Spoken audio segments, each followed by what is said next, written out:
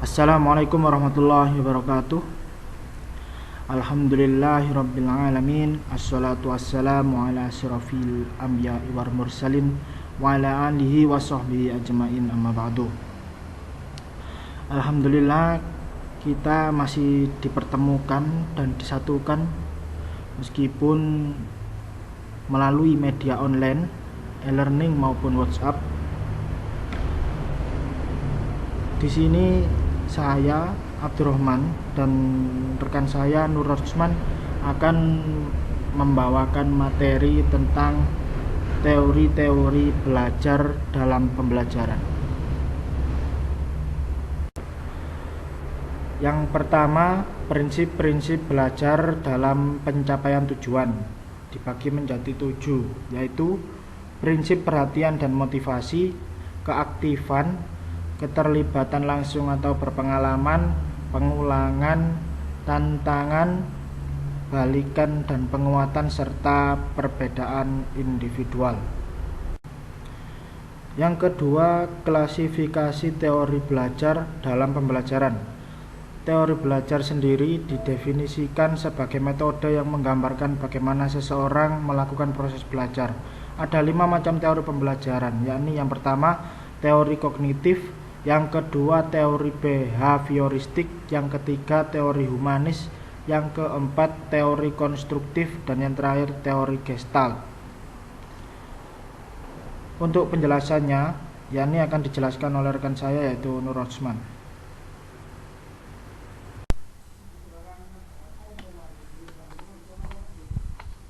Teori kognitif.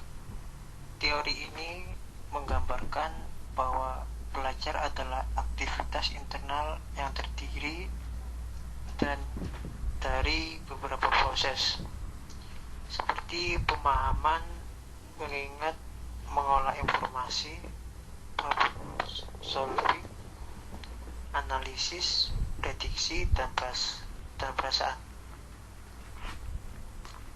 Dalam proses belajar mengajar sekolah, contoh penerapan teori kognitif adalah guru menggunakan bahasa yang mudah dipahami oleh peserta didik serta memberi ruang bagi mereka untuk saling bicara serta diskusi dengan teman-temannya.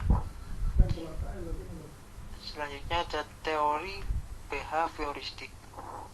Teori ini menyatakan bahwa sebuah pengalaman mampu mengubah tingkah laku, kebiasaan, atau proses berpikir seseorang sebagai hasil proses belajar dari pengalaman itu sendiri. Untuk mengaplikasikan teori ini, seorang guru perlu melakukan beberapa proses seperti memberikan dorongan supaya murid dapat merasakan rasa ingin tahu, melakukan stimulus guna memperoleh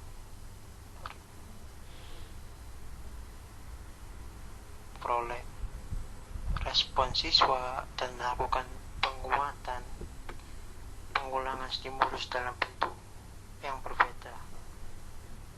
Teori behavioristik ini dinilai terlalu fokus pada pendidik. Yang menjadi tantangannya adalah guru harus lebih kreatif dalam menyampaikan suatu materi agar siswa tidak merasa bosan.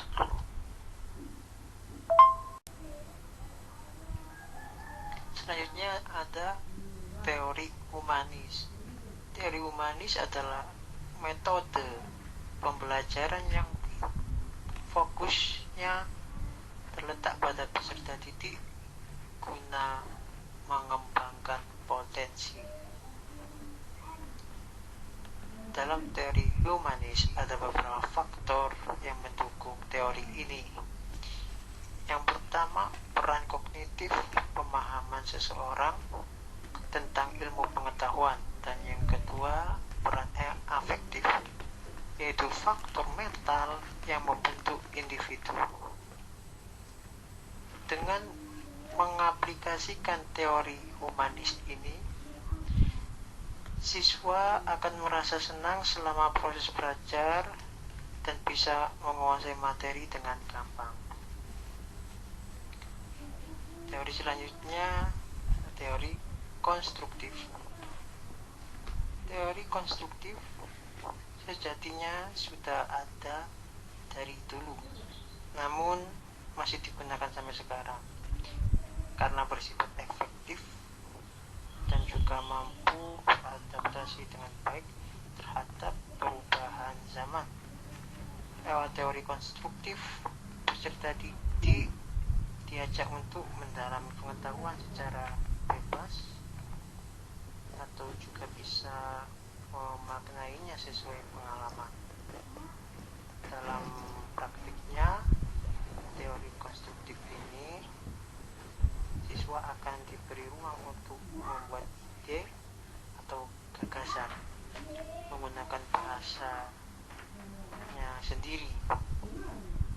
Adapun dampaknya itu lewat penjelasan yang familiar. Orang lain diharapkan mampu menerima ide yang disampaikan dan merangsang imajinasinya. Teori